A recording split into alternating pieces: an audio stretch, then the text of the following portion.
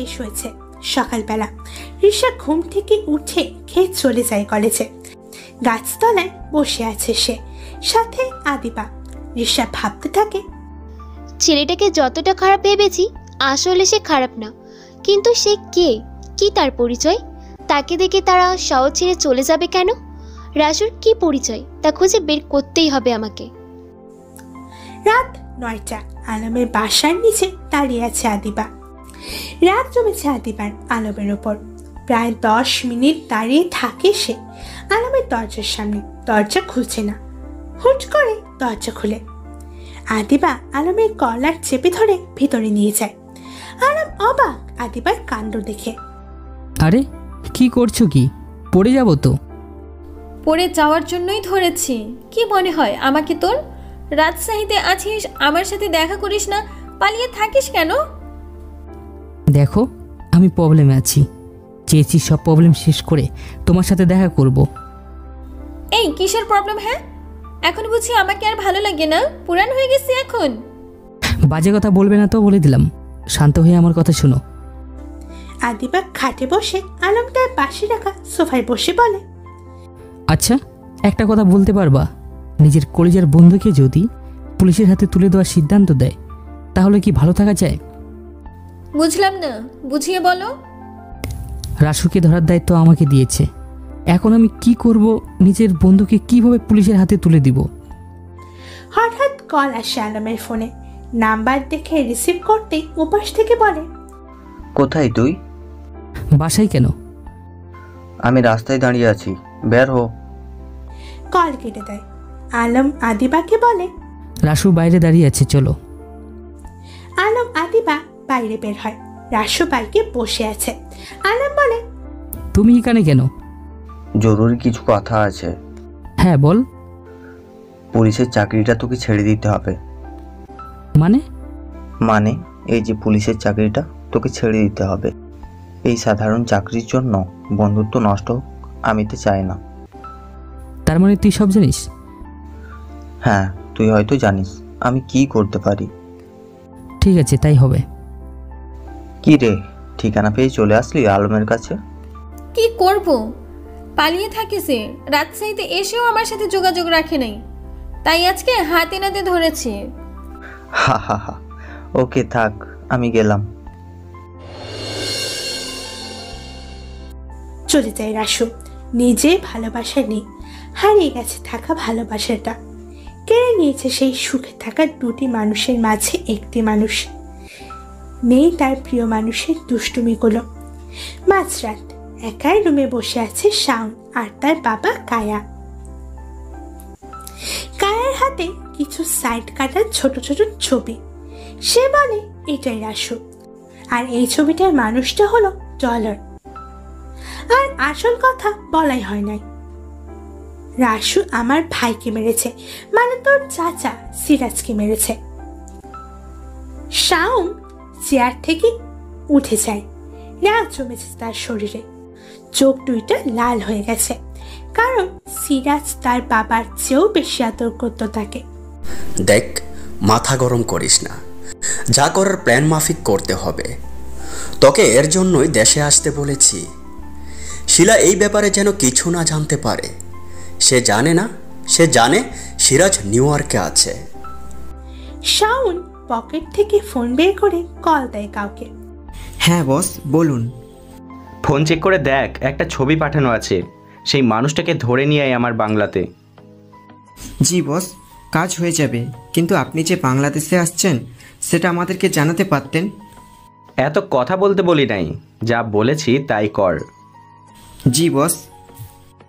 ঘড়িতে রাত 2:26। অন্ধকার রূপ, চারপাশে মানুষে ঘেরা। চেয়ারে বাঁধা অবস্থায় আছে ডলার। চোখের সামনে মানুষ বসে আছে, তাও দেখা যাচ্ছে না। হুট করে লাইট জ্বলে ওঠে। ডলার দেখে সামনে কেউ বসে আছে, কথা বলতে পারছে না সে। তুই তাহলে ডলার আর রাসুর কলিজার বন্ধু? তুই কে আর আমাকে এখানে নিয়ে আসছিস কেন? ব্ল্যাক গ্যাংয়ের লিডার শাওন। ও, তুই বাংলাদেশ ছেড়ে চলে গেলি, আবারও বাংলাদেশে? রাসুকে চিনিস না তুই? আমার কিছু হলে একটাও বেঁচে থাকবি না, এমনকি তোর বাবা কায়াও না।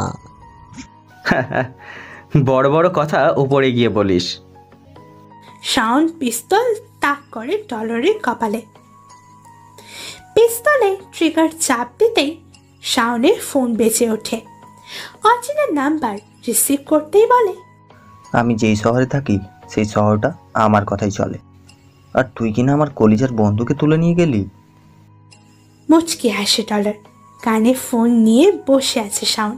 ওপাশ থেকে আবারও বলে, কি রে, কণ্ঠ শুনেই চুপ হয়ে গেলি নাকি? বন্ধুকে পাওয়ার আশা ছেড়ে দে। তুইও তোর প্রিয় বোনকে পাওয়ার আশা ছেড়ে দে। মানে নিজেই শুন। ভাইয়া আমাকে নিয়ে যাও এখান থেকে, ওরা আমাকে মেরে ফেলবে, আমি বাঁচতে চাই ভাইয়া। তোর কিছু হবে না। দেখ রাসু, আমার বোনের কোনো ক্ষতি করিস না। আমি ডলারকে এখনই ছেড়ে দিচ্ছি। তাই যেন হয়। কল কেটে যায়। ডলার হাসছে, তা দেখে রেগে যাচ্ছে শাওন। কিচ্ছু করার নাই, চাইলেও কিছু করতে পারবে না ডলারকে। সকালবেলা, আজ শুক্রবার, কলেজ বন্ধ। রিশা ঘুমিয়ে আছে। ব্রুম ব্রুম বালিশের নিচে থাকা ফোনটা কেঁপে ওঠে। হালকা চোখ খুলে ফোন হাতে নিতে কিছু ছবি তার ফোনে আসে। ছবিগুলো ভালো করে দেখিয়ে অবাক।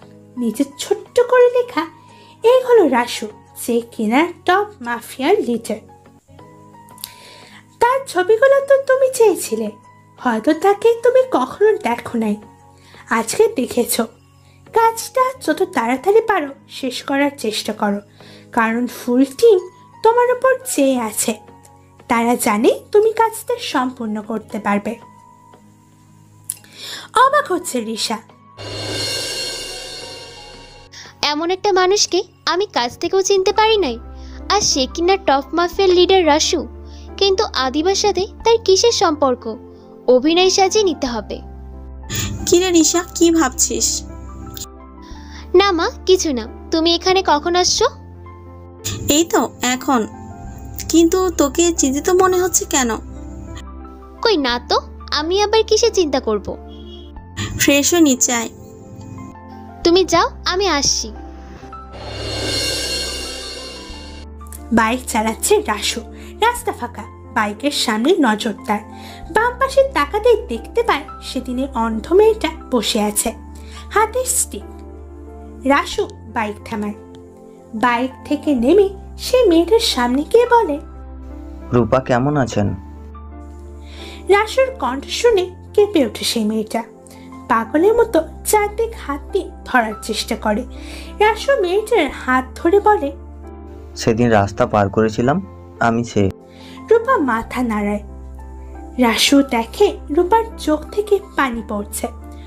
অবাক রাসু রূপার চোখে পানি দেখে। রাসু বলে, আপনি কাঁদছেন কেন? কোনো উত্তর দিতে পারে না রূপা। কি করে উত্তর দিবে?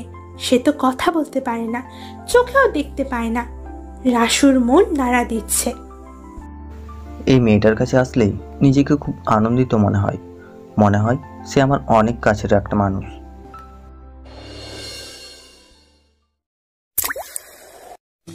আপু ভেতরে চলো। তোমাকে না কতবার বলেছি অপরিচিত কারোর সাথে কথা বলবে না। অপরিচিত কেউ কথা বললে তার সামনে বসবে না। রাসু রূপার সামনে বসে থাকায় বাসার ভিতর থেকে 14 বছরের একটা মেয়ে এসে উপরের কথাগুলো বলল। দুঃখিত, আমি ঠিকই বলেছেন, অপরিচিত কারোর সাথে কথা বলা ঠিক না। ভেতরে নিয়ে যান আপনার বোনকে। মেয়েটা রূপাকে নিয়ে যায় ভিতরে। রূপা বারবার পিছনে তাকাচ্ছে, চোখে দেখতে পায় না, তাও অনুভব করতে পারে কে তার কাছ থেকে কতটুকু দূরে যেতে পারে। মুখে হাসি নিয়ে রাস্তায় হাঁটে আলম। বসে থাকা মাথাটা হালকা হয়েছে তার, চিন্তামুক্ত সে। দূরে ডলার দাঁড়িয়ে আছে, মুখে সিগারেট তার। আলম পিছন থেকে সিগারেট কিনে নিয়ে টান দিতেই ডলার বলে, কিরে তুই সিগারেট খাচ্ছিস কেন? তুই তো এসব খাওয়া ছেড়ে দিয়েছিস। এখন থেকে আবার শুরু। মানে? আর তোর গায়ে ইউনিফর্ম নাই কেন? ছেড়ে দিয়েছি পুলিশের চাকরি। কি? কেন? তুই কি চাবি ছোটোখাটো একটা চাকরির জন্য কলেজের বন্ধু শেষ হয়ে যাক? কখনোই না। এটাই রাসুকে ধরতে বলা হয়েছিল আমাকে, কিন্তু আমি পারি নাই এমনটা করতে। রাসু বলেছে আমার মতোই, তাই ছেড়ে দিয়েছি। প্লিজ এমনটা করিস না। রাসুর জীবনের কাহিনীটা তো তুই জানিস। এখন চল, 3 বন্ধু আজকে একসাথে মাল খাবো। চল।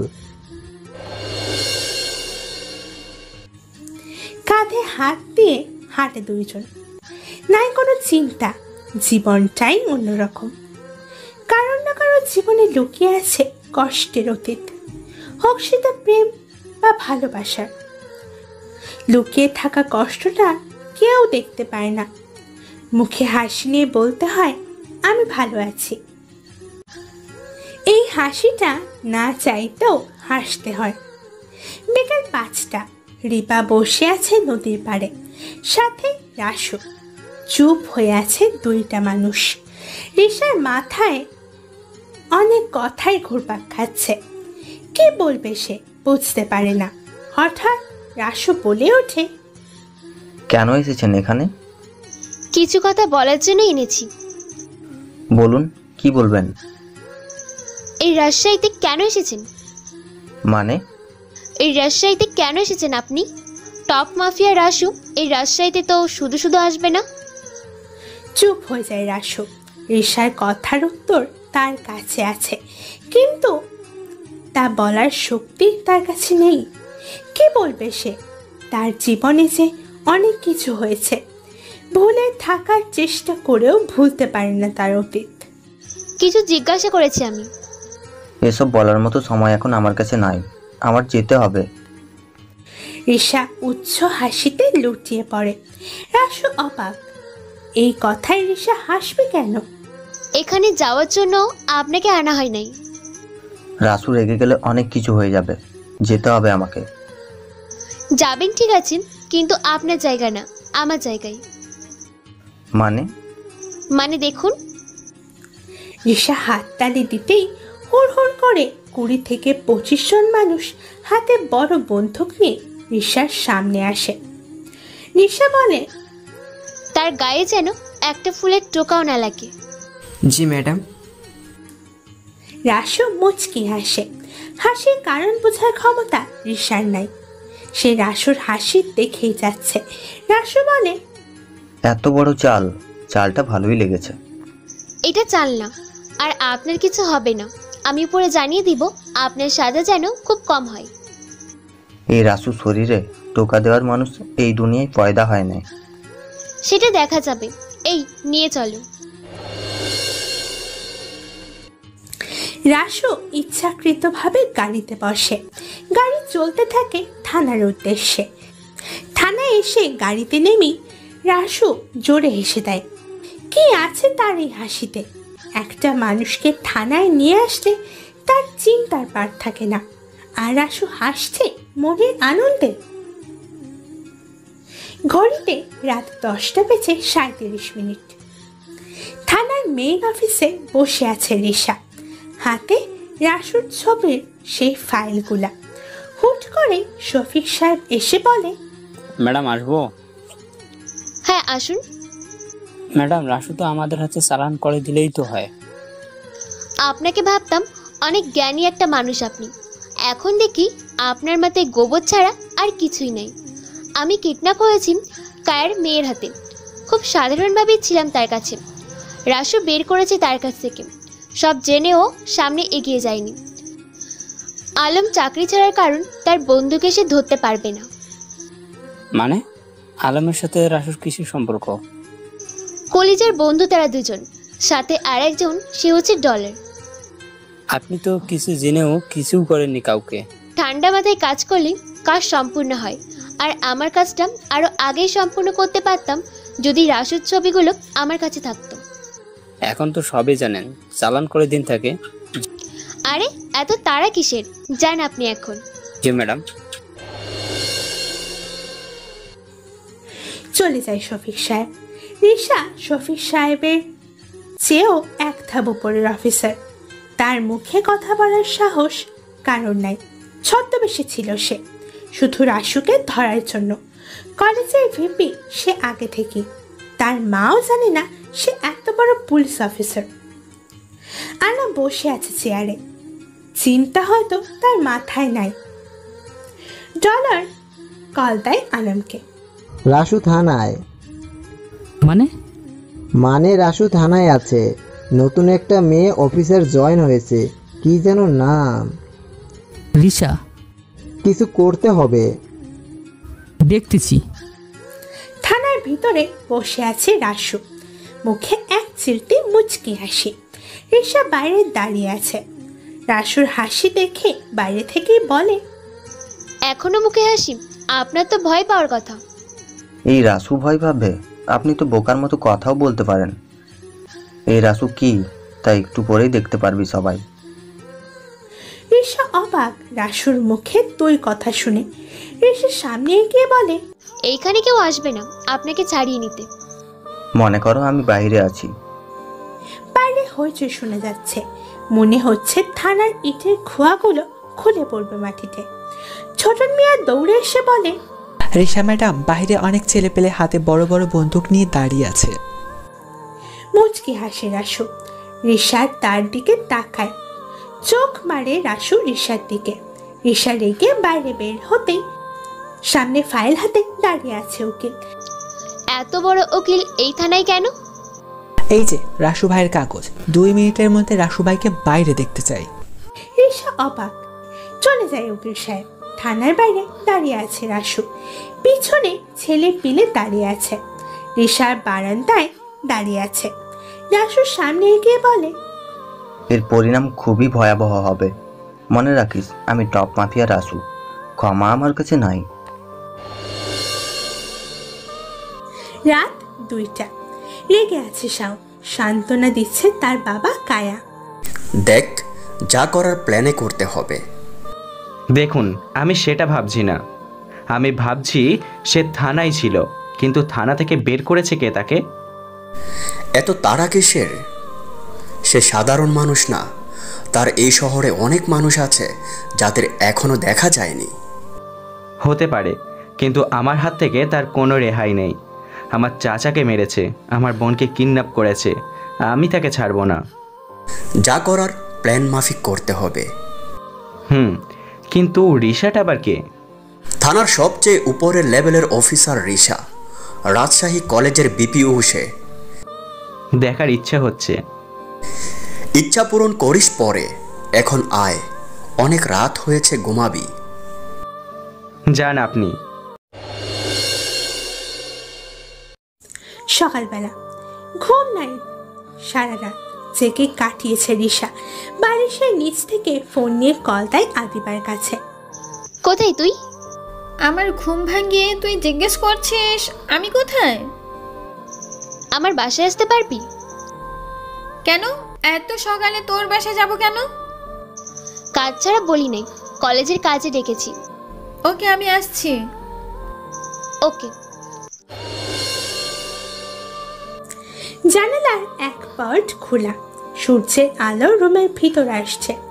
বিছানায় শুয়ে আছে রূপা, ঘুম নাই তার 3 রাত ধরে। প্রিয় মানুষকে পেয়ে না পাওয়া, হঠাৎ আসছে আবার হঠাৎ হারিয়ে যাচ্ছে। রূপা হাতে স্টিক নিয়ে খাট থেকে নামতেই সেই 14 বছরের মেয়েটা এসে বলে, আপু আয় খাবি, বাবা বসে আছে। মেয়েটা রূপাকে ওয়াশরুমে নিয়ে যায়। ফ্রেশ করিয়ে নিচে নামে তারা 2 বোন। টেবিলে বসে আছে তাদের বাবা তারেক রহমান। সে বলে, তিশা, তোর বোনকে ভালো করে সাজিয়ে রাখিস। কেন বাবা? আজকে দুপুরে পাত্রপক্ষ দেখতে আসবে রূপাকে, তার বিয়ের কথা বলতে। তারেক রহমানের কথা শুনে রূপা বসা থেকে দাঁড়িয়ে যায়। চোখ থেকে পানি পড়তেই তার বোন তিশা বলে, না বাবা, রূপা আপু এইসব বিয়ের জন্য মোটেও প্রস্তুত না। প্লিজ বাবা, আপুকে কাঁদিও না, জীবনটাই তার চোখের পানিতে ডুবে আছে। কিন্তু ছেলেটা অনেক ভালো। আর কিছু শুনতে চাই না, চলো আপু। চলে যায় তিশা তার বোনকে নিয়ে। রুমে আসতেই রূপা তার বোন তিশাকে জড়িয়ে ধরে। বোনের ভালোবাসাটা সত্যিই অনেক সুন্দর হয়। হোক সেটা সৎ বোন বা আপন বোন। কলেজের ক্যান্টিনে বসে আছে রিশা আর আদিবা।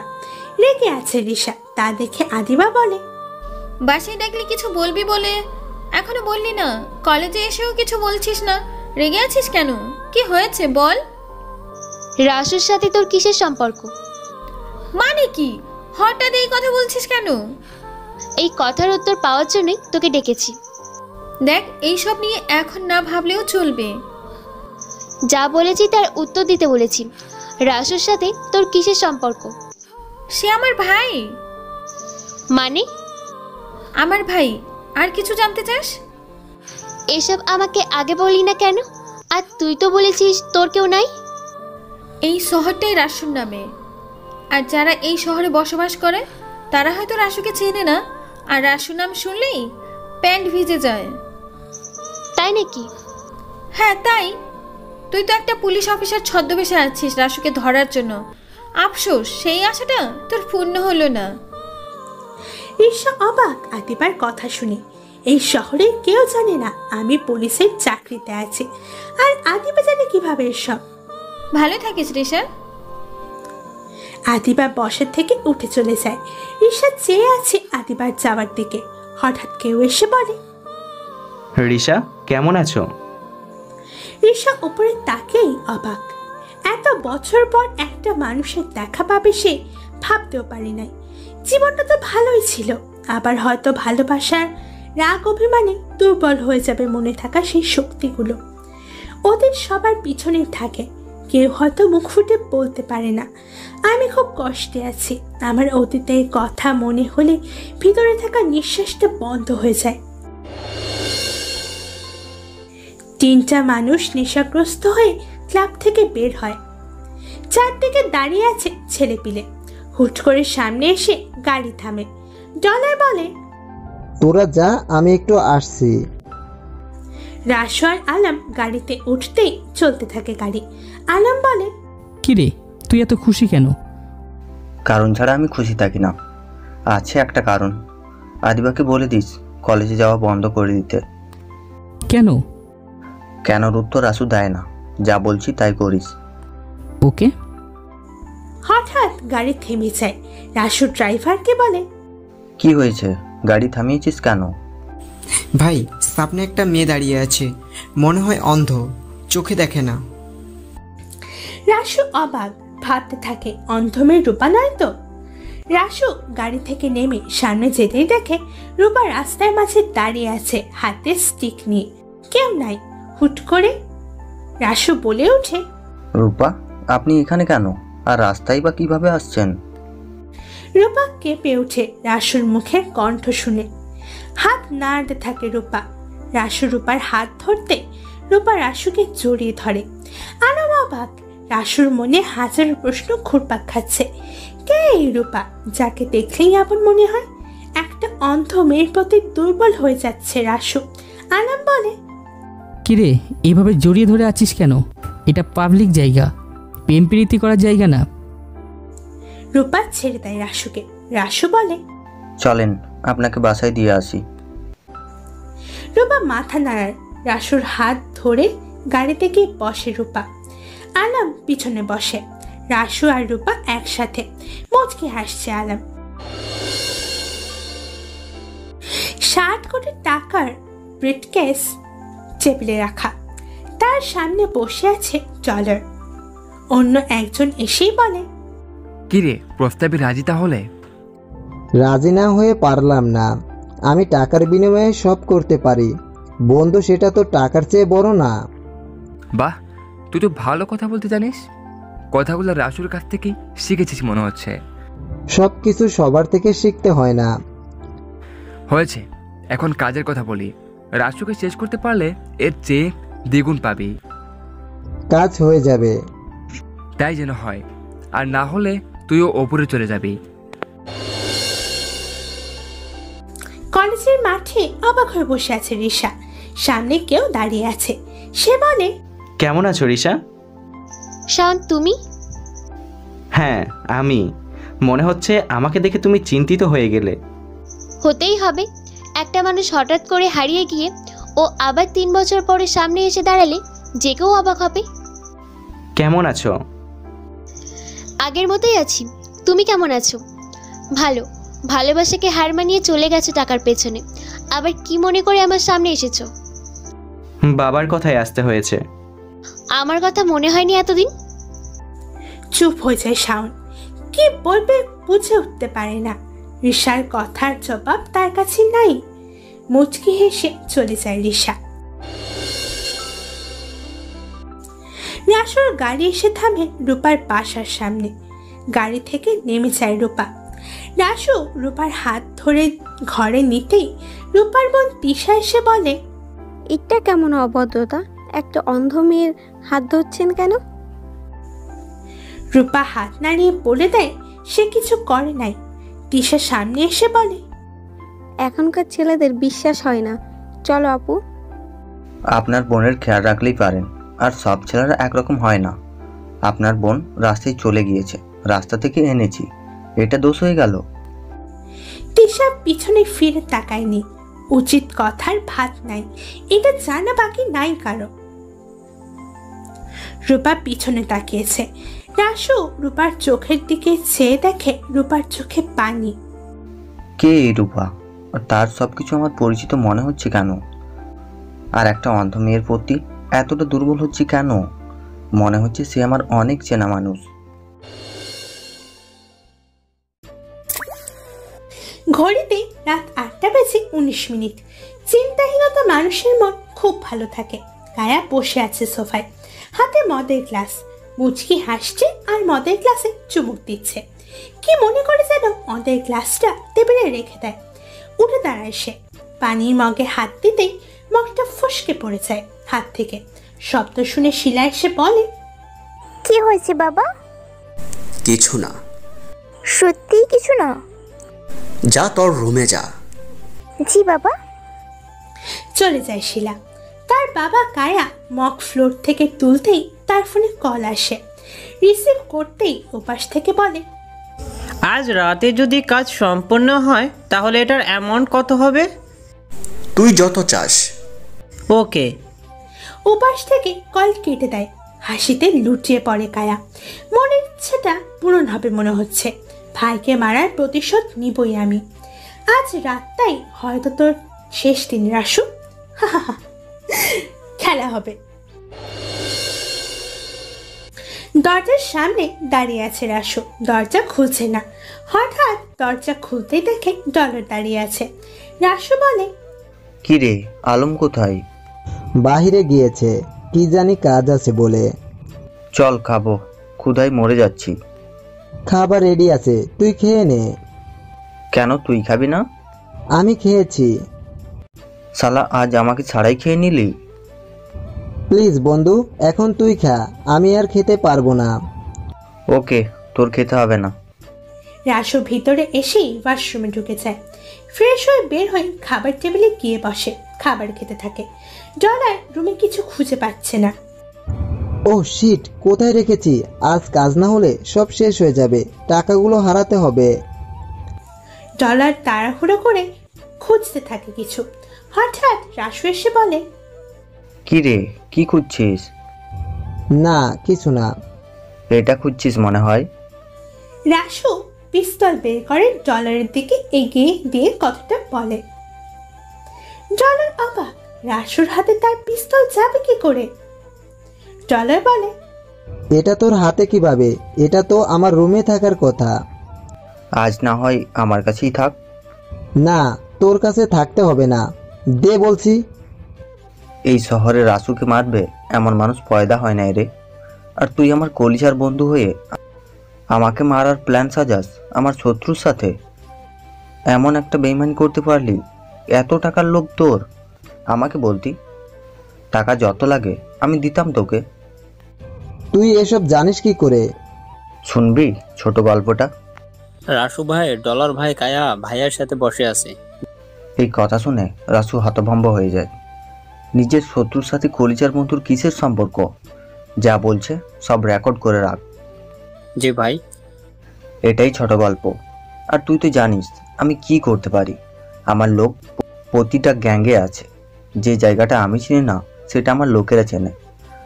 আরে তোর থেকে আমার চেলাফেলা লোকগুলোও ভালো রে। প্লিজ রাসু, মাফ করে দে।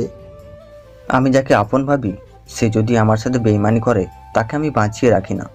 আর তুই তো কলিজায় আঘাত করেছিস, তোকে বাঁচিয়ে রাখি কি করে বল? দেখ, আমি টাকার লোভে অন্ধ হয়েছিলাম, বন্ধুত্বের মর্ম আমি বুঝি নাই। প্লিজ এবারের মতো মাফ করে দে। বেইমানি করা মানুষের মুখের কথা আমি বিশ্বাস করি না।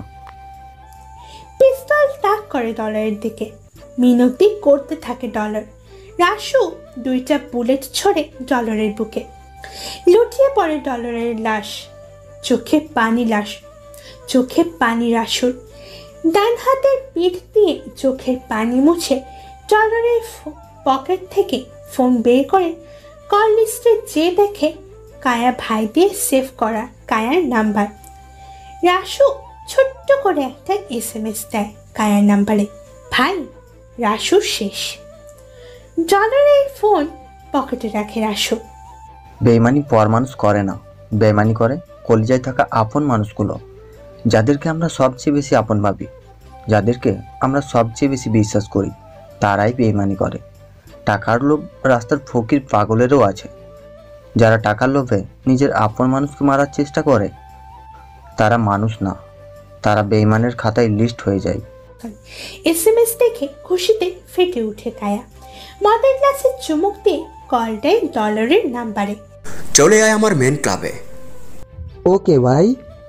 রিসার পাশে শুয়ে আছে শাওন। ঘড়িতে রাত 3:33। রিসা বলে, ছেড়ে যাবে না তো? আর যাব না, আমার বাবুটাকে অনেক মিস করেছি আমি। তুমি মিস করেছো আর আমি তোমাকে ভুলে গেছিলাম। ভালো তো তুমি আমাকে বাসো না, যদি ভালোবাসতে তাহলে এমন কথা বলতে পারতে না। এইটুকু তো কমই বলেছি, বেশি কথা বললে গলা টিপে মেরে ফেলবো। ওকে, আর বেশি কথা বলবো না। ভোর রাত, ফজরের আজান হচ্ছে। রাসুর মনে চিন্তা নাই, সব ঠিকঠাক ভাবেই হচ্ছে। আর আমি তো ডলার, এইসব না ভেবে কাজের রাস্তায় হাঁটি। মুচকি হেসেই চলেছে রাসু। হঠাৎ মনে পড়ে যায় আলমের কথা। পকেট থেকে ফোন বের করে কল দেয় আলমের কাছে। কোথায় তুই? আদিবার সাথেই আছি। শালা তুই এত খারাপ হয়ে গেলি? বিয়ের আগেই সাথে শুয়ে গেলি? বাজে কথা না বলে বল, কেন কল দিয়েছিস? বিকেল 5টায় আমার বাসায় থাকবি। কেন? কাজ আছে, চলে আসিস। রাখলাম। ওকে। সকালবেলা শাওন বাসায় আসতে তার বাবা কায়া বলে, সারা রাত কোথায় ছিলি? আপনাকে বলার প্রয়োজন মনে করি না। কেন এমন করিস তুই? এখন তো একটু ভালো করে কথা বল। আমি ভালো করে কথা বলতে পারি না। যে মানুষটা আমার মাকে মেরে ফেলতে পারে তার সাথে ভালো করে কথা বলবো? প্রশ্নের মাঝে এটা মানায় না। মাথা নিচু করে ফেলে কায়া। কি করবে নিজের ছেলের কাছে সে অপরাধী। সামান্য ঔষধের জন্য দুনিয়া ছেড়ে চলে যায় শাওনের মা রাবিয়া বেগম। নেশাগ্রস্ত হয়ে বাসায় আসে প্রতিদিন কায়া।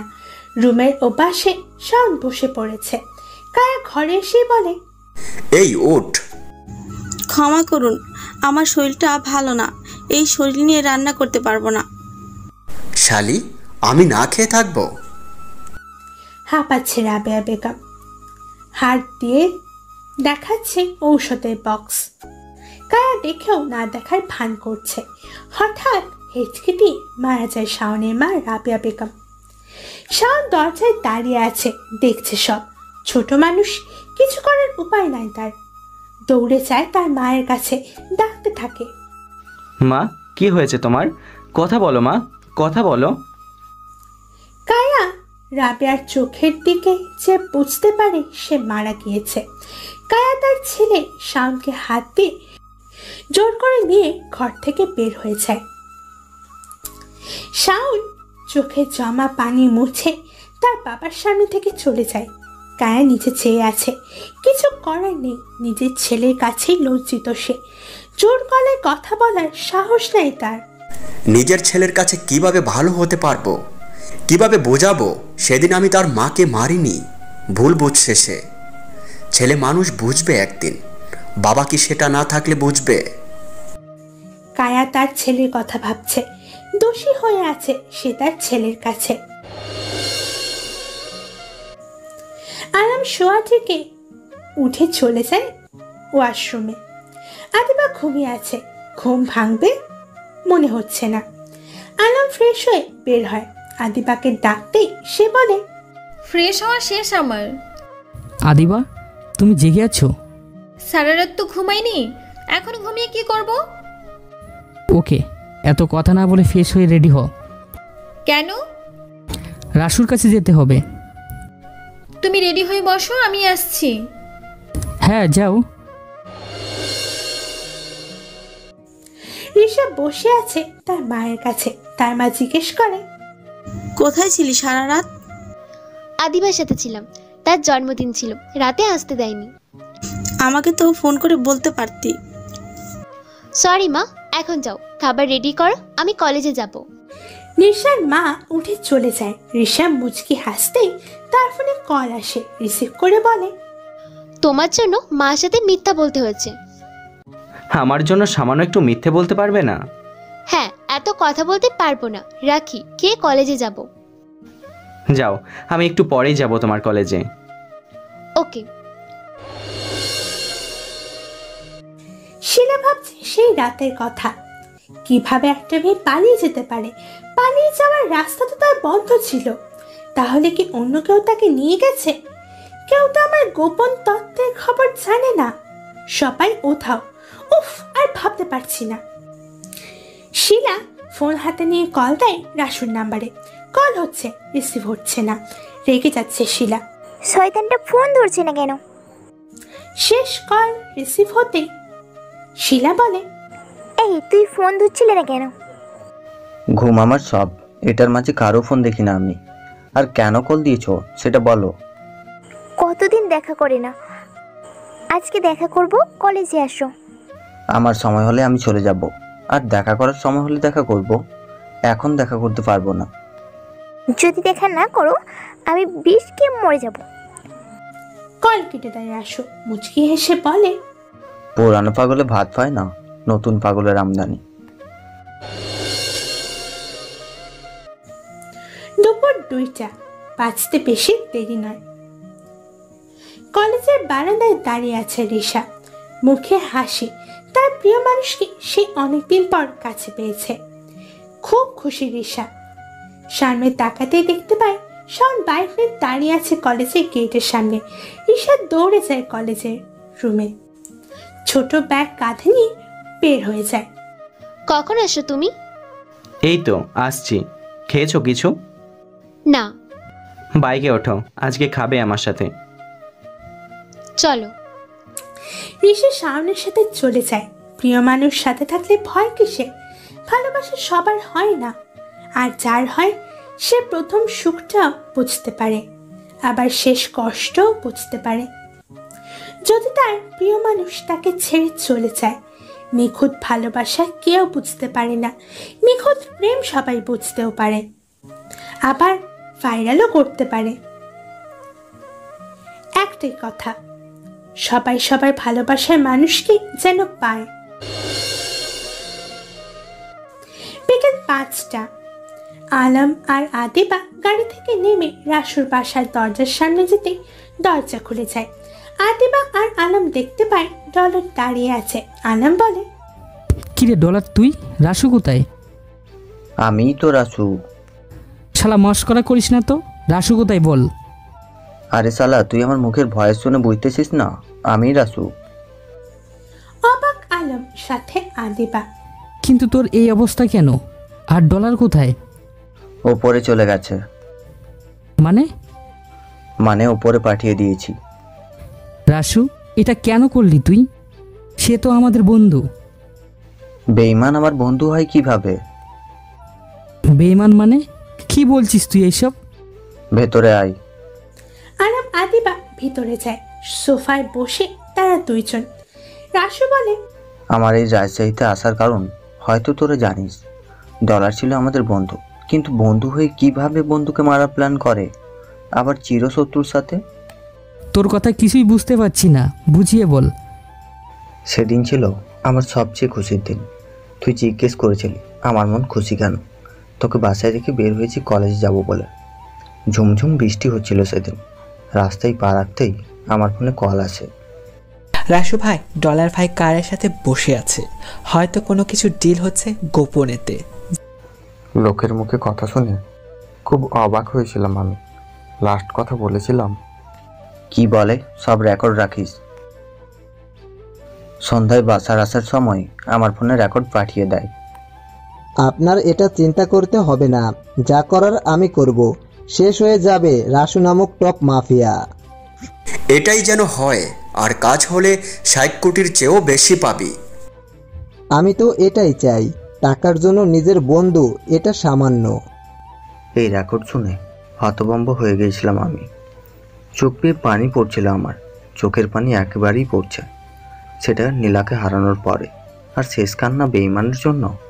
সেদিন বাসায় আসার পর ডলারকে দেখেছি, তোর কথা জিজ্ঞেস করেছি। সে বলেছে তুই নাকি বাইরে ছিলি।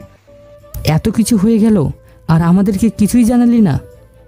আদিবা বলে, কিন্তু তোর প্ল্যান মনে হচ্ছে অন্য কিছু। ঠিকই বলেছিস। নিজের ভালোবাসার প্রতিশোধ না নিয়ে এই রাসু শান্তি পাবে না। নেবই আমার প্রিয়কে মারার প্রতিশোধ। এক এক করে সব কয়টাকে মারবো। গেম শুরু। রাত 10টা। ঋষা ঘুমাতে যাবে, বিছানায় বসতে তার ফোন বেজে ওঠে। নাম্বার দেখে রিসিভ করতেই উপাস থেকে বলে, কাজ সম্পূর্ণ হয়নি। কাছে পেয়েও পাওনি তাকে। রাসু খুব মারাত্মক একটা মানুষ। সেদিন তাকে চালান করে দিলেই পারতে। স্যারের মাথায় চিন্তার ছাপ ছিল অনেক, তাই চালান করতে পারিনি। বাকি হাত ছাড়া হয়েছে, তাকে কাছে পেয়েও কিছু করতে পারছো না। কাজ সম্পূর্ণ হবে স্যার। তাই যেন হয়। আর একটা কথা। জি স্যার। শাওন নামে কাউকে চিনো তুমি? মেইন অফিসারের মুখে শাওনের নাম শুনে অবাক ঋষা। কি জবাব দেবে বুঝে উঠতে পারছে না। সে যে শিকল দিয়ে বাঁধা দুই দিকে, একদিকে তার ভালোবাসার বাধা, আরেকদিকে চাকরির আইন মেনে চলা। জি স্যার, চিনি। তুমি চাইলে সবকিছু তোমার কাছে সহজভাবেই হবে। শাওন ড্রাগসের কারবারের লিডার। তার বাবা কায়া নারী পাচারের লিডার। একসময় কায়ের ভাই সিরাজও ছিল নারী পাচারের লিডার। হয়তো তুমি সবই জানো, কিন্তু শাওনের ব্যাপারটা জানো না। এখন জানিয়ে দিলাম, যা করার তুমি নিজেই করে নিও। মনে রেখো, তুমি আইনের বসে আছো। জি স্যার। উপাস থেকে কল কেটে দেয়। ঋষা পড়ে যায় চিন্তায়। কিভাবে সম্ভব শাওন এত কিছুর পিছনে আছে আর আমি জানি না। নিজের পায়ে নিজেই কুড়াল মারলাম। তাকে ভালোবাসাটাই ভুল ছিল আমার। একা ছিলাম, ভালোই ছিলাম। ঋষা এসব ভাবতে থাকে। হঠাৎ জোরে হেসে দেয়। মনে হচ্ছে সব রহস্য ঋষার হাসিতে লুকিয়ে আছে। কি হতে পারে ঋষার এই হাসির কারণ? এটাই কি তোমার শেষ কথা? হ্যাঁ, ভালো থেকো। বাসা থেকে বের হতেই দুইটা গুলি এসে লাগে নীলার মাথার বাম পাশে। লুটিয়ে পড়ে নীলা। ধরফড়িয়ে ঘুম থেকে উঠে রূপা। পাশে শুয়ে আছে তিশা। রাত 3টার কাছাকাছি। তিশা তার বোন রূপার এই অবস্থা দেখে বলে, কি হয়েছে আপু? রূপা মাথা নাড়িয়ে না বলে দেয়, কিছু হয়নি। তিশা রূপার চোখের দিকে তাকিয়ে দেখে চোখ থেকে পানি পড়ছে। তিশা হাত দিয়ে মুছে বলে, খারাপ স্বপ্ন দেখেছিস তাই না? তিশার কথার জবাব দেয়নি রূপা। শুয়ে পড়ে সে। বারিশ ভিজছে চোখের পানিতে। রাতের অপেক্ষা তারাই করে যাদের অতীতে আছে হাজারো কষ্ট।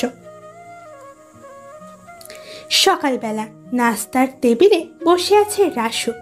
পাশে আদিবা আর আলম। আদিবা বলে, আলম, সোহানা কেমন আছে? আদিবার মুখে সোহানার নাম শুনে আলম খাওয়া রেখে চেয়ার থেকে উঠে দাঁড়ায়। রাসুর খেয়াল আলমের চোখের দিকে। টলটল করছে আলমের চোখ। আদিবা আবারও বলে, কি হলো, দাঁড়িয়ে গেলে কেন? খাবো না। আলম খাওয়া রেখে উপরে চলে যায়। অবাক হয়ে বলে, আলম এমনটা করবে কেন? কি হয়েছে? আর সোহানার কথা বলাতে সে চলে যাবে কেন? শোন আদিবা, আমি বলি। রাসু সেদিন রাতের সবকিছু খুলে বলে আদিবাকে। আদিবার চোখে পানি। আরে পাগলি, কাঁদিস না। প্রতিশোধ নেওয়া হয়েছে। দুনিয়া থেকে বিদায় করে দিয়েছি সিরাজকে। বাকি তার ভাই কায়া। মন থেকে ভালোবাসাটা আবেগ না, সত্যিকারের ভালোবাসা পবিত্র হয়। অন্যদিকে শিলা মন খারাপ করে বসে আছে। রাত থেকে না খেয়েই আছে। তার ভাই শাওন এসে বলে, কি রে বোন, মন খারাপ করে বসে আছিস কেন? ভাইয়া। কি হয়েছে, কাঁদছিস কেন বল? ভাইয়া, একটা ছেলেকে আমি ভালোবাসি, কিন্তু সে আমাকে অবহেলা করছে, পাত্তা দিচ্ছে না। কে সে? কার এত বড় সাহস এই শাওনের বোনকে কষ্ট দেয়? রাসু নামে একটা ছেলে। অবাক শাওন তার বোনের মুখে রাসু নাম শুনে। চিন্তিত চেহারায় তাকায় তার বোনের দিকে। শিলা বলে, ভাইয়া কিছু বল, তাকে ছাড়া ভালো লাগে না আমার, সে খুবই ভালো। জানিস কে এই রাসু? কে? Top mafia Rasu. অবাক শিলা। শাওন বের হয়ে যায় রুম থেকে। শিলা ভাবতে থাকে, রাসু? তার মানে এই রাসুই আমাকে কিডন্যাপ করেছে? আর আমাকে বা কেন কিডন্যাপ করবে? তাহলে কি রিসাকেও সে আমার কাছ থেকে নিয়ে গেছে? ও সেট সাথে ছিল এত বড় একটা মানুষ, আর আমি বুঝতেই পারিনি। বড় রুম, দুই পাশে দুইটা জানলা, এক পাশ দিয়ে দরজার জায়গা। চারপাশে লোকজন দাঁড়িয়ে আছে হাতে বন্দুক নিয়ে। সামনে বসে আছে দুইটা মানুষ। সিগারেটের টান দিতেই ডান পাশে লোকটা বলে, মনে হচ্ছে টাকার উপরে সারা জীবন ঘুমিয়ে কাটিয়ে দিতে পারবি। আপনি সাথে থাকলে এসব টাকা না হলেও চলবে। কায়া কাউকে ঠকায় না, কাজ সঠিক হলে আমি কাউকে ঠকাই না। জি ভাই, জানি। টাকা দরকার হলে বলিস। আর এই তোরা বাসায় যা।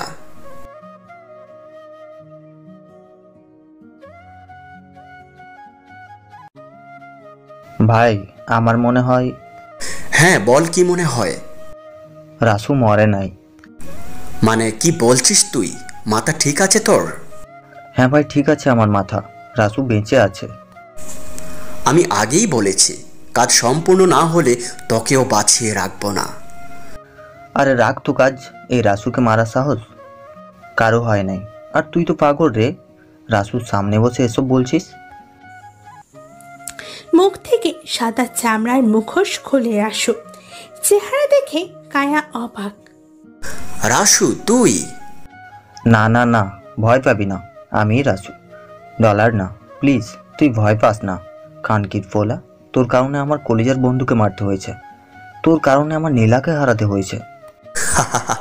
তুই তো ভালোই গেম খেলতে পারিস রে। এটা কি গেম মনে হয়েছে তোর কাছে? মনে হয়েছে তাই, কিন্তু তোর থেকে বড় গেমার যে এখানে আছে সেটা তোর অজানা। 4 থেকে 5 জন মানুষ চারপাশ থেকে বের হয়, হাতে পিস্তল। অবাক রাসু। কি হতে গিয়ে কি হচ্ছে অজানা রাসুর। কায়া বলে, আসল গেম তো এখন খেললাম রে। ফাদার, আপনার গেমের তুলনা হয় না। ভালো গেম খেলতে পারেন আপনি। উচ্চ হাসিতে লুটিয়ে পড়ে রাসু। রাসুর হাসি দেখে পাশে থাকা সবাই অবাক। একটা মানুষ এতটা বিপদের থেকেও কিভাবে হাসতে পারে? এই শহরটাই আমার রে। আমার শহরে তোরা থাকিস রে। আর সেই শহরের শক্তিটাকে মারতে চাস? তোদের বুক ভর্তি সাহস আছে রে। মাইন, কাজ শেষ কর। সব পিস্তল তাক হয় রাসুর দিকে। ঠোঁটে মুচকি হাসি। জানালার বাইরে থেকে স্নাইপারে গরম বুলেট এসে লাগে মাহিনের মাথায়। লুটিয়ে পড়ে মাহিনের লাশ। অবাক কায়া। চারপাশের চোখ বুলিয়ে দেখতে পায় না কাউকে। মুখে হাসি নিয়ে রাসু বলে, কি রে, কেমন বুঝলি? নাকি আরেকটু বোঝাতে হবে? সাথে ছেলেগুলা দৌড়ে পালায়। দাঁড়িয়ে আছে কায়া, সামনে রাসু। দেখ রাসু, সেদিন আমার ভুল ছিল না। আমাকে ছেড়ে দে। গুলিটা মাথায় লেগেছে। হারিয়েছি আমার নীলাকে। পাগল প্রায় আমি। বডিটাও খুঁজে পাইনি তার। শেষ দেখাটাও হয়নি রে। কি করে তোকে বাঁচিয়ে রাখি? মাফ করে দে, ভুল হয়ে গেছে। আমি মাফ করব, কিন্তু এই যে রাতের পর রাত নারী পাচার করতিস, তারা তো তোকে মাফ করবে না। কপাল বরাবর শুট করে দেয়। লুটিয়ে পড়ে কায়ার লাশ। মুচকি এসে রুম থেকে বের হয়ে যায় রাসু। নিজের ভালোবাসার প্রতিশোধ নিয়েছে সে। মন খুব আনন্দিত আজ তার। বিকাল 5টা। রিশা বসে আছে শাওনের পাশে। মুখে হাসি, মনে কষ্ট। প্রিয় মানুষটা অপরাধী। রিশা আটকা পড়ে আইনের খাঁচায়। হনহনিয়ে তার পাশে পুলিশ দৌড়াচ্ছে। চারপাশটা পুলিশের আওতায়। শাওন বসে থেকে উঠতেই হাতে টান লাগে। নিচে তাকিয়ে দেখে হাতে হ্যান্ডকাপ লাগানো। শাওন রাগে চোখে তাকায় রিশার দিকে। অপরাধী? কে অপরাধী? কেন তুমি? কি বলছো রিশা? ঠিকই বলছি। এই নিয়ে চলো। রাত 9টা। হাতে ছোট্ট ছবি নিয়ে বসে আছে রূপা। দেখার শক্তি নাই তার চোখে। চোখ থেকে পানি পড়ছে। বুকে ছবি নিয়ে টুকরে কেঁদে যাচ্ছে রূপা। মন দিয়ে বলছে, এটাই কি আমার কপালে ছিল? প্রিয় মানুষকে পাশে পেয়েও বলতে পারছি না আমি তার প্রিয় নীলা। অন্ধের মতো ভালোবাসার মানুষ আমি তার। রাসু, প্লিজ ফিরে আসো আমার কাছে। আমি মরে যাইনি রাসু, আমি বেঁচে আছি। তোমার নীলা বেঁচে আছে। আপু। বুকে থাকা ছবিটা লুকিয়ে ফেলে রূপা। লুকাতে গিয়ে ছবিটা নিচে পড়ে যায়। দিশা ছবিটা হাতে নিয়ে অবাক। নিচে হাত দিয়ে ছবি খুঁজতে থাকে রূপা। দিশা বলে, আপু, এটা তো সেই ছেলেটার ছবি। এই ছবি তোমার কাছে কেন? রূপা ছবিতে দিশার কাছ থেকে নিয়ে আবারও বুকে জড়িয়ে ধরে। দিশা বুঝতে পারে এটাই তার রাসুর ছবি। দিশা বলে, আপু, এইটাই কি রাসু ভাইয়া? রূপা মাথা নাড়িয়ে হ্যাঁ বলে। সেদিন তোর চোখের পানি দেখেও বুঝতে পারিনি সেটা রাসু ভাইয়া। কি রে, তোরা দুই বোন কি করছিস? বাবা, এই দেখো। দিশার বাবা ছবি হাতে নিয়ে বলে, এই তো সেই ছেলেটা যে রূপাকে রাস্তা থেকে বাসায় নিয়ে আসছে। এটাই রাসু ভাইয়া। অবাক দিশার বাবা। মেয়ের চোখের পানি হয়তো শেষ হবে, কাছে পেয়ে বুঝতে পারিনি এই ছেলেই রাসু। হ্যাঁ বাবা, খুঁজতে বের হবে রাসু ভাইয়াকে। সব খুলে বলতে হবে। তাই করতে হবে, কিন্তু কোথায় পাবো রাসুকে? জেলের 14 শিকার ভিতরে আছে শাওন। দুনিয়ার আলো দেখতে পাচ্ছে না সে। আলোহীন সে। হঠাৎ বাইরে থেকে কেউ এসে বলে, ভাই, ফাদার নেই। উঁচু হয়ে তাকায় শাওন। বাবার মৃত্যুর খবর কানে পৌঁছে গেছে তার। চোখে পানি জমেছে। টলটল চোখে বলে, কে এমনটা করেছে? ভাই রাউস। কথা শুনে চোখ লাল হয়ে যায় শাওনে। জেলের শিকের মুঠি ধরে বলে, শিলাকে দেখে রাখিস। জি ভাই। রাতের শেষ পর্যায়ে ফজরের আজান হচ্ছে। বালিশে মুখ লুকিয়ে কান্না করছে রিশা। চোখে ঘুম নেই। প্রিয় মানুষটা অপরাধী, নিজের হাতে জেলে ঢোকাতে হয়েছে। এইটাই কি আমার কপালে ছিল? নিজের ভালোবাসার মানুষকে এতদিন পরে পেয়েও হারানোর পথে। সে এতটা তা আমি জানতেই পারিনি। তার পাপের শাস্তি তাকে পেতেই হবে। রিশা বিছানা ছেড়ে উঠে অজু করে নামাজে দাঁড়ায়। নামাজ শেষ হতেই তার মা এসে দাঁড়ায় দরজার সামনে। নিজের মেয়ে নামাজে দাঁড়িয়েছে দেখে অবাক রিশার মা। এতটা পাল্টে যাবে রিশা ভেবে পায় না। মা, তুমি? হ্যাঁ, তুই কি সারা রাত জেগেছিলে? কই না তো। আর তুমি এত সকালে উঠলে? নিজের মায়ের কাছেও মিথ্যে বলবি? রিশা কেটে দেয়। জড়িয়ে ধরে তার মাকে। মা এমন একটা জিনিস যে নিজের সন্তানের চোখ মুখ দেখলেই বুঝতে পারে তার সন্তানের কিছু একটা হয়েছে। মা এমন একটা জিনিস দুনিয়ার সবাই বেইমানি করতে পারে, মা করতে পারে না। মায়ের দোয়া সব সময় সন্তানের সাথে থাকে। যাদের মা নাই তারা বুঝে মায়ের জায়গাটা কতটা দামি। আজকাল তো নিজের মায়ের পেটের ভাইকেই বিশ্বাস করে না। কান্না করিস না, সব ঠিক হয়ে যাবে। কি ঠিক হবে মা? সে এতটা নিচু হবে আমি ভাবতেও পারি নাই। আমিও ভাবতে পারি নাই তুই এত বড় একটা পুলিশ অফিসার। মা, তুমি এসব জানো কি করে? আদিবা বলেছে। আদিবা? হ্যাঁ, আদিবা কাল বিকেলে এসেছিল। তোকে বাসায় পাইনি, তুই তো তোর অফিস নিয়ে বিজি, আর নিজের হাতে নিজের প্রিয় মানুষকে গ্রেপ্তার করলি। আমার দায়িত্ব পালন করেছি মা। ঠিক করেছিস। এখন তো কথা না বলে নিচে আয়। তুমি যাও, আমি আসছি। সকাল 10টা। রিসা অফিসে আসতেই সবাই দাঁড়িয়ে যায়, সালাম দেয় সবাই। জেলের ভিতরে কেউ উচ্চ হাসছে। রিসা 100 নাম্বার রুমে আসে, বসে আছে শাওন। রিসা বলে, খেয়েছো? এইখানে ভালোবাসা দেখাবি না, এখান থেকে বের হতে পারলে তুই বেঁচে থাকবি না। মারতে পারবে আমাকে? আমি পারি না এমন কিছু নাই, সব কিছু আমার পক্ষে সম্ভব। আর একটা কথা শোন, এখান থেকে 10 মিনিটের মধ্যে বের হতে পারি আমি, কিন্তু আমি তা করব না। জেলের হাওয়ায় অনেকদিন পরে আসা হয়েছে। একটা কথা জানিয়ে রাখি, এখানে এসে নিজের বাবাকে হারিয়েছি। এই শহরে তুফান চালাবো, একটাও বেঁচে থাকবি না, আগুন জ্বালিয়ে দেব পুরো শহরে। বাবাকে হারিয়েছো মানে?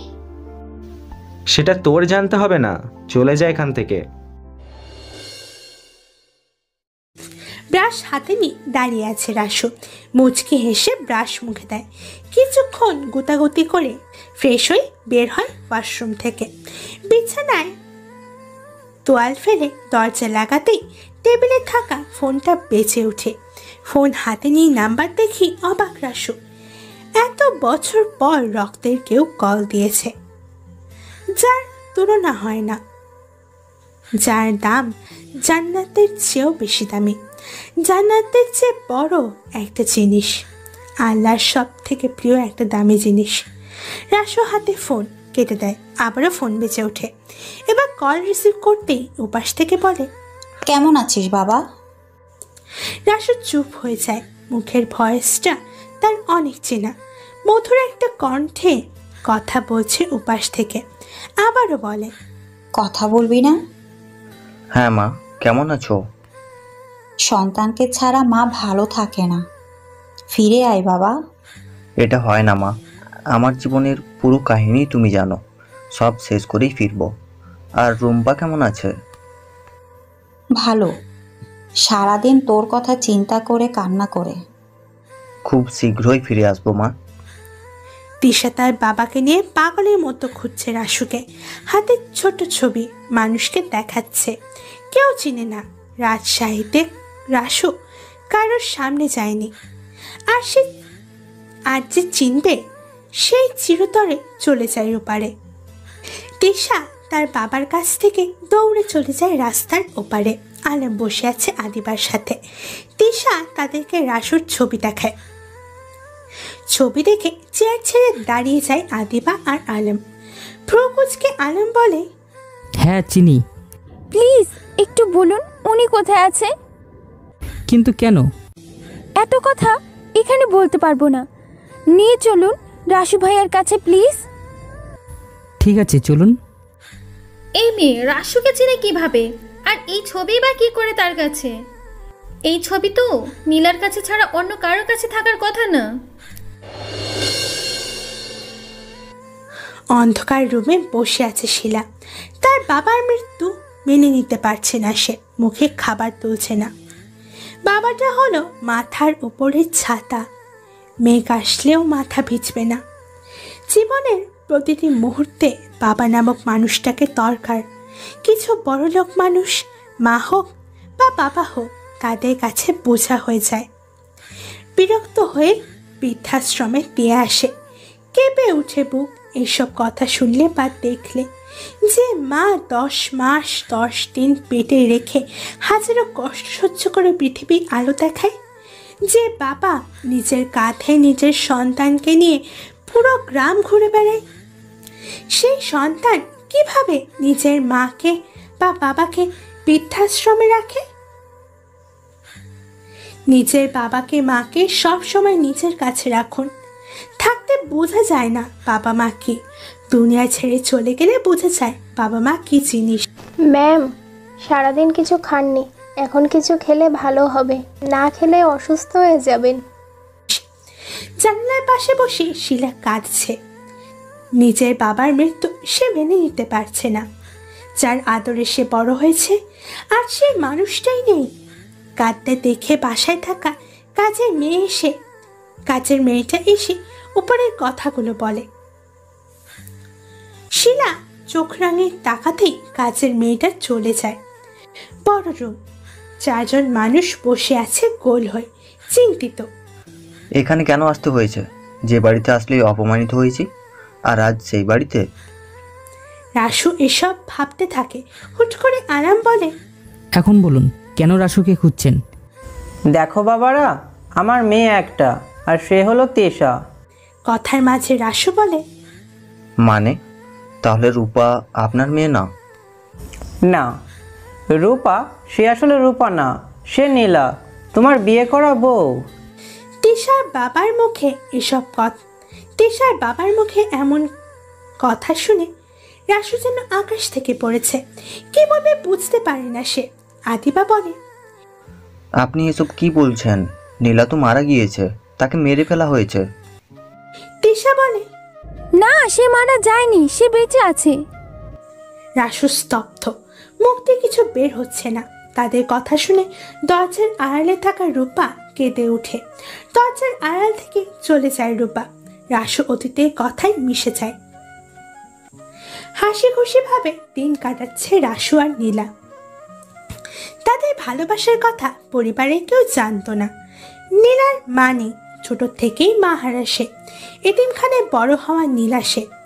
কে বাবা তার জানা নেই। একদিন এতিমখানার সামনে দিয়ে রাসু যাচ্ছে। হঠাৎ নীলা বোরখা পরে বের হয় এতিমখানা থেকে। রাসু নীলাকে বোরখার ওপর দিয়েই দেখে পছন্দ হয়। ছোটে সে নীলার পিছু। এইভাবে চলে 2 মাস। হঠাৎ একদিন নীলা বলে, প্রবলেম কি আপনার? কতদিন ধরেই দেখছি পিছু পিছু ঘুরছেন, সমস্যা কি আপনার? তোমাকে ভালো লাগে তাই পিছু করি। তোমার ভালোবাসার নেশায় পড়ে গেছি তাই পিছু করি। তোমায় সারা জীবনের জন্য পেতে চাই তাই পিছু করি। তোমার কষ্টের ভাগিদার হতে চাই, ভাগ্য নিতে চাই তোমার কষ্টগুলো, বাকি জীবনটা কাটাতে চাই তোমার সাথে। এত ভালোবাসা জন্মেছে আপনার মনে, কিন্তু আমি যে আপনাকে ভালোবাসতে পারবো না। কেন? কি সমস্যা ভালোবাসলে? তোমার পরিবারের ভয় পাচ্ছ? তুমি চাইলে তোমার পরিবারের সাথে কথা বলি, আমার বাবা মাকে পাঠাই তোমাদের বাসায়। আমার বাবা মা নেই। মানে? পতিতালয়ে জন্ম আমার, কে বাবা জানা নেই। এতটুকুই জানি, জন্মের পরে মা মারা যায়। যখন আমার 6 বছর হয়, এক দাদুর কথাই পালিয়ে আসি সেই পতিতালয় থেকে। চুপ হয়ে যায় রাসু। কি বলবে, বলার মুখ তার নেই। নীলা চলে যায়। রাসু বুঝতেই পারে না। উপরে তাকাতেই দেখে নীলা হেঁটে চলে যাচ্ছে। রাসু ছোট্টখাট্ট মাস্তান, তা নীলা জানে না। এভাবেই যোগাযোগ ছাড়া চলে যায় 3 দিন। বিকেলবেলা হঠাৎ রাসু নীলার সামনে যেয়ে দাঁড়ায়। নীলা বলে, কিছু বলবেন? হ্যাঁ। বলেন। বিয়ে করব তোমাকে। পতিতালয়ে যার জন্ম তাকে বিয়ে করবেন আপনি? ঠাস করে একটা থাপ্পড় দেয় রাসু নীলার গালে। নীলা গালে হাত দিতে রাসু বলে, ভালোবাসা কোনো খারাপের দিকে যায় না। যদি তাই হয় তাহলে এই দুনিয়ায় সব ভালোবাসা খারাপে পরিণত। ভালোবাসা মন দিয়ে হয়, দেহ দিয়ে নয়। আর যেগুলো দেহ দিয়ে হয় সেটা হলো প্রেম। শরীরের যৌনতার ক্ষুধা মেটানোর একটা রাস্তা, যার নাম প্রেম। তুমি যদি রাস্তার মেয়ে হও, আমি তোমাকেই চাই। তুমি যদি দুনিয়ার সবচেয়ে খারাপ মেয়ে হও, তবুও আমি তোমাকেই চাই। পবিত্র ভালোবাসার সাথে এসবের তুলনা না করিও নীলা। নীলা জড়িয়ে ধরে রাসুকে। নীলা কেঁদে বলে, এতটা ভালোবাসো তুমি আমাকে? আগে কেন আমার কষ্টের দিনগুলো দেখোনি? আগে কেন আমার হলে না তুমি? এখন তো না জানতেই আপন হয়ে গেছি। কান্না থামাও, চলো সোজা কাজী অফিসে। ভয় লাগে। কিসের ভয়? তোমার বাড়িতে যদি মেনে না নেয়? হাসছো যে? আগে চলো শুভ কাজটা শেষ করি। ছোট তারা কাজী অফিসে। রাসু পকেট থেকে ফোন বের করে কল দেয় আলমকে। আলম আদিবাকে নিয়ে চলে যায় কাজী অফিসে। বিয়ের কাজ শেষ করে বের হয় তারা। আলম আদিবা চলে যায় অন্য রাস্তায়। রাসু নীলা হাসি খুশি মনে বাসায় আসতেই রাসুর মা বলে,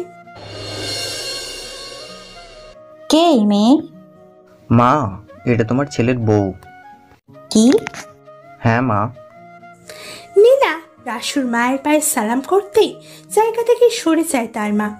নিচু হয়েও দাঁড়িয়ে যায় নীলা। রাসু দেখেও কিছু বলেনি। একটা কথাই বলার প্রয়োজন ছিল। মনে হচ্ছে বিয়েটা মেনে নিতে পারছো না। চুপ রাসুর মা। নীলা হাত ধরে বাসা থেকে বের হয়ে যায় রাসু। পিছনে তাকিয়ে বলে, ভালো থেকো মা। রাসুর বোন হয়তো বাসায় নেই, তাহলে হয়তো নিজের ভাইকে বাড়ি ছাড়তে দিত না। রাস্তায় হেঁটে যাচ্ছে রাসু, সাথে নীলা। রেগে আছে সে, জোর গলায় বলে, আগেই বলেছি বাসায় মেনে নেবে না। একদম চুপ করে হাঁটো, না হলে মেরে ফেলবো। চুপ হয়ে যায় নীলা। মুচকে হাসে রাসু। বড় একটা বাড়ির সামনে এসে দাঁড়ায় তারা দুইজন। নীলা বলে, এখানে আসছো কেন? এখানেই থাকবো আমরা। মানে এই বাড়িতে ভাড়া থাকবো। তোমার জন্য বড় একটা রুম নেব। খারাপ লাগছে অনেক। কেন? তোমার মায়ের জন্য। তুমি তো তাদের একমাত্র ছেলে ছিলে, এখন তো তাদেরকে ছেড়ে চলে এসছো। আরে পাগলি, প্রবলেম নাই, মেনে নেবে। কিভাবে? নাতি হলেই মেনে নেবে। নাতি যখন বলবে, ও দাদু, বাবা মাকে মেনে নাও না প্লিজ, এই কথাটাই মেনে নেওয়ার রাস্তা। তুমি তো অনেক দুষ্টু। দুষ্টু না, পুরাই রোমান্টিক বয়। এভাবেই চলে তাদের দুষ্টু মিষ্টি ভালোবাসা। হঠাৎ একদিন নীলা বলে, এভাবে আর কতদিন? মানে? পরিবার ছাড়া থাকতে পারবো না আমি। তোমার পরিবারকে চাই আমি। আমিও এটাই চাই, কিন্তু মা যে মেনে নেবে না। এখন এত কথা বলে কি হবে? আমি আগেই বলেছি মেনে নেবে না। আমি একটা জিনিস বুঝলাম না, কিছুদিন ধরেই দেখছি তোমার কথায় কথায় রাগ রাগ ভাবটা বেড়েই চলেছে। বাড়বেই। কথা শেষ না হতেই নীলার গালে থাপ্পড় দেয় রাসু। কথা কাটাকাটি হয় দুইজনের মাঝে। হঠাৎ করে নীলা বলে, আমি তোমার সাথে থাকতে পারবো না। মানে? থাকতে চাই না তোমার সাথে আমি। মুক্তি পেতে চাই তোমার কাছ থেকে।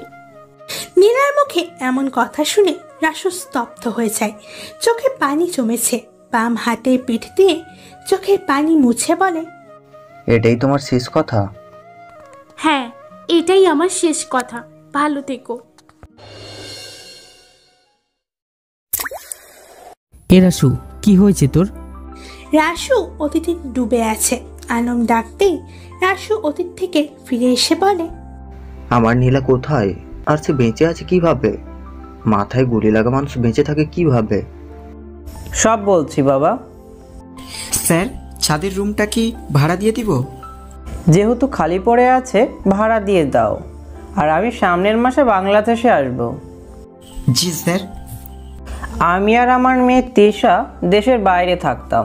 তেশার মা নেই, ছোট থেকেই মা ছাড়া মেয়ে এসে। তাকে জন্ম দিতে গিয়ে তার মা মারা যায়।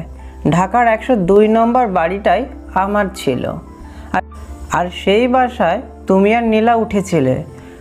পরের মাসে বাংলাদেশে এসেছি। বাড়িতে আসতেই দেখি ফ্লোরে রক্ত ভেসে গেছে। দরজার নিচে পড়ে আছে নীলা। পুরো ঘর খুঁজেও তোমাকে পাইনি। শেষে নীলাকে ঢাকার সবচেয়ে বড় ডক্টর দেখায়। সে বলে দেশের বাইরে নিয়ে গেলে হয়তো সে বাঁচতে পারবে। আর ও বলেছে। তারেক রহমান থেমে যায়। পাগলের মতো হয়ে গেছে রাসু। রেগে বলে, থেমে গেলেন কেন? বলেন কি হয়েছিল সেদিন? ডক্টর বলেছিল। দেখুন, যেটা বলতে চেয়ে বলতে পারছি না, তার মাথায় গুলি লেগেছে। মাথার আঘাতে তার কন্ট্রোলটা নষ্ট হয়ে যেতে পারে, চোখের ক্ষমতাও চলে যেতে পারে। সবচেয়ে বড় কথা, প্লাস্টিক সার্জারি করতে হতে পারে।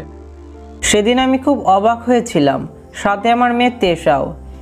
এই ডক্টরের কথায় সেই মুহূর্তেই আমার প্রাইভেট জেট নিয়ে ইন্ডিয়ায় নিয়ে যায়। এই ডক্টর যা যা বলেছে তাই হয়েছে। 6 মাস কোমায় ছিল নীলা। শেষে সে কথা বলতে পারে না, চোখেও দেখতে পায় না, মুখের চেহারার সার্জারিও করা হয়েছিল। এছাড়া কোনো উপায় ছিল না, ডক্টর বলেছিল। রোগী আপনার কে হয়? আমার মেয়ে। দুঃখ করে লাভ নেই, আল্লাহ যা করে ভালোর জন্যই করে। আপনার মেয়েকে কাল সকালে নিয়ে যেতে পারবেন, আর খুব সাবধানে রাখবেন। সে খুব উত্তেজনায় হয়ে আছে, হয়তো কাউকে খুঁজছে। ডক্টর, আমার মেয়ে কি আর কখনো চোখে দেখতে পারবে না? সেটা তো বলতে পারছি না, কিন্তু কথা বলতে পারবে না। আর এই ওষুধগুলো নিয়মিত খাওয়াবেন। রোগীর মুখে এই মলমটা সবসময় ব্যবহার করবেন। ওকে। সেদিন আমার ছোট মেয়ে অনেক কান্না করেছিল নীলার এই অবস্থা দেখে। একটু পরে নীলাকে দেখতে গিয়েছি, গিয়ে দেখি বালিশে মাথা রেখে শুয়ে আছে, চোখের কানি দিয়ে পানি পড়ছে, বুকের ভিতরটা মোচড় দিয়ে উঠেছে আমার। তেশা তো কেঁদেই দিয়েছে। বেডে বসতেই নীলা বিছানা থেকে উঠে জড়িয়ে ধরে তেশাকে। তেশার মাথায় হাত দিয়ে বড় চুল দেখে ছেড়ে দেয়। তেশার মুখে হাত দিয়ে বুঝে যায় এটা তার আপন কেউ না। গুটি মেরে বসে বেডে তেশা বলেছিল, আপুকে আমাদের বাসায় নিয়ে চলো, আমার তো কোনো বোন নেই, আমি সারাদিন আপুর খেয়াল রাখবো। পাগলি মেয়ে আমার, তুই যেমন আমার মেয়ে সেও আমার মেয়ে। রাতের পর সকাল হয়, বাংলাদেশে এসে যাই সেই ঢাকার বাড়িতে থাকা ম্যানেজারের কাছে সব জেনেছি। সে থাকতো তোমার সাথে, তোমরা বিয়ে করেই এসেছিলে এই বাড়িতে। সেদিন থেকে তোমাকে খোঁজার কোনো উপায় হয়নি। কিভাবে খুঁজবো? তোমার কিছুই যে ছিল না আমার কাছে।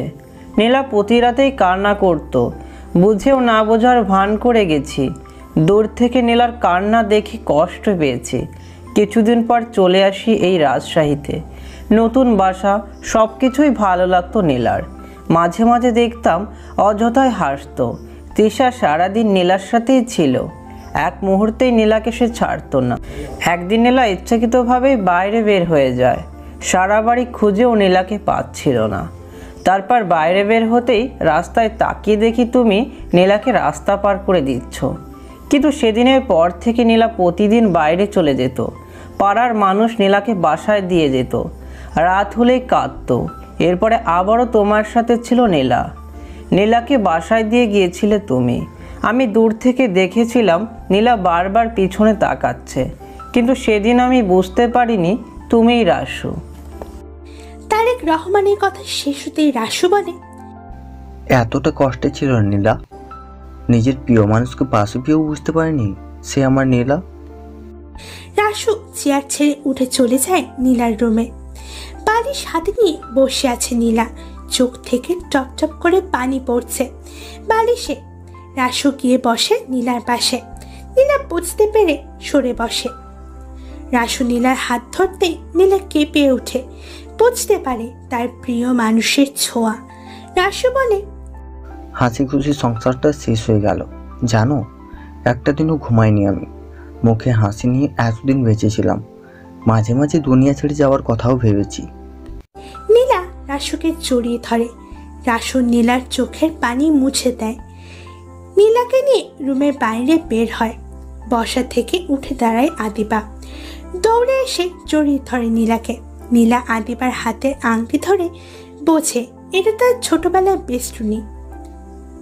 আর এই আংটি এই নীলারই দেওয়া। আদিবা বলে, রাসু, নীলাকে আজই নিয়ে যাব বাসায়? ঢাকায় নিজের বাড়ি নিয়ে যাব, মায়ের কাছে রাখবো নীলাকে। কিন্তু তোর মা তো জানে নীলা বেঁচে নেই। আমার নীলা বেঁচে আছে।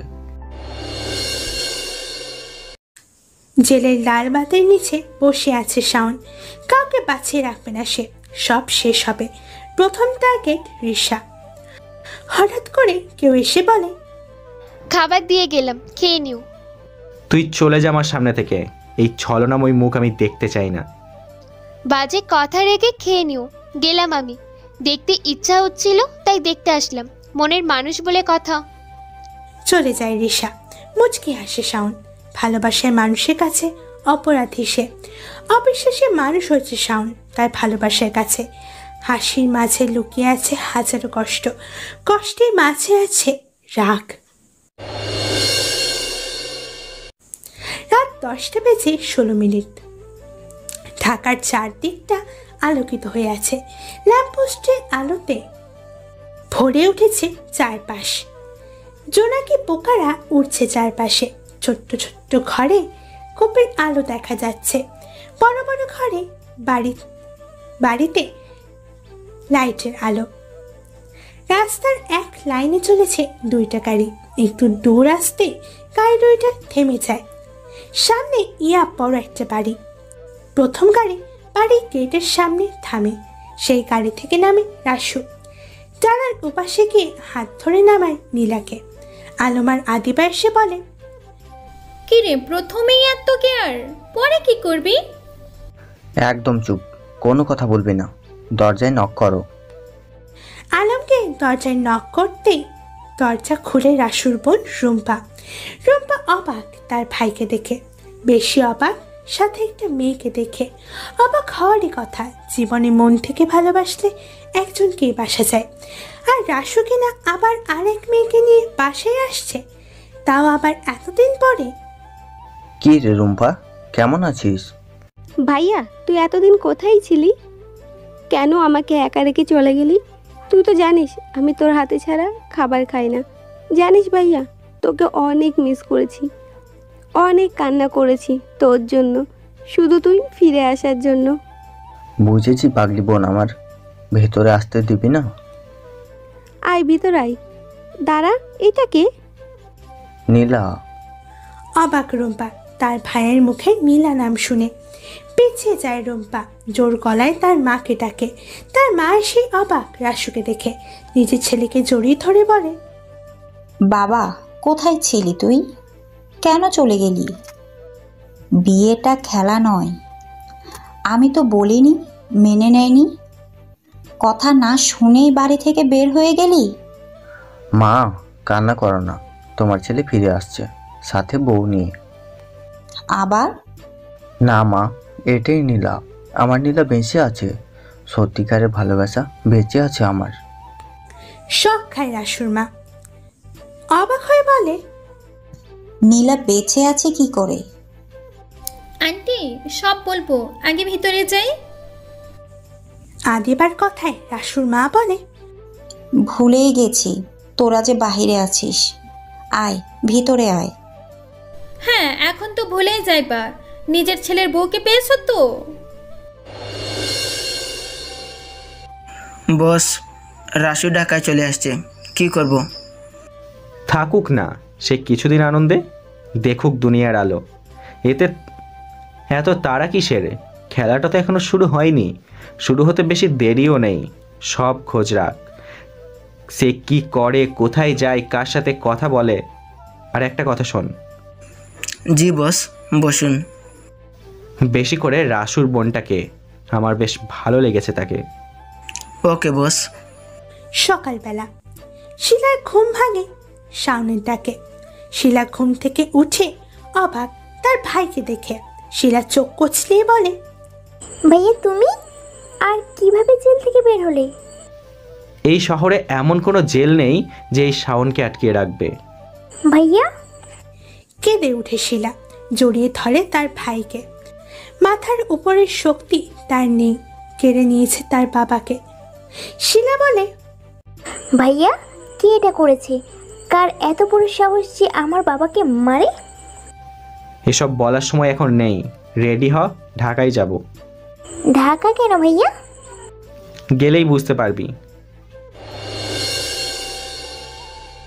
হাসি খুশিতে আছে রাসু। মাথায় কাপড় দিয়ে হাতে চায়ের কাপ নিয়ে হেঁটে আসছে নীলা।